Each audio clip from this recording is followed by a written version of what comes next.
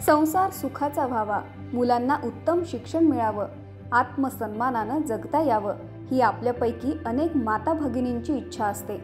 आपणही घराला आर्थिक हातभार लावला तर आणखी आत्मविश्वासानं जगता येईल असं प्रत्येकीला वाटतं। महिलांची ही गरज पूर्ण करण्यासाठी, त्यांना आत्मनिर्भर बनवण्यासाठी देवेंद्रजींच्या मार्गदर्शनाखाली महाराष्ट्रात सुरू होते महाराष्ट्र पिंक ई-रिक्षा योजना। ज्या कुटुंबाचं वार्षिक उत्पन्न 2 लाखांपेक्षा कमी आहे अशा 21 ते 60 वर्ष वयोगटातील महिलांना ई-रिक्षा घेण्यासाठी सरकार आर्थिक मदत करणार आहे। योजनेच्या पहिल्या टप्प्यात राज्यात 17 शहरात 10,000 महिलांना रिक्षा खरेदीसाठी अर्थसहाय्य केलं जाईल।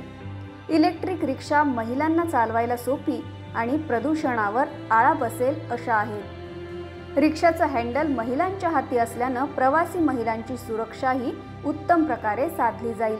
महिला सक्षमीकरणाच्या दिशेनं महाराष्ट्रानं टाकलेलं हे पाऊल निश्चितच भविष्य बदलवणारं ठरेल।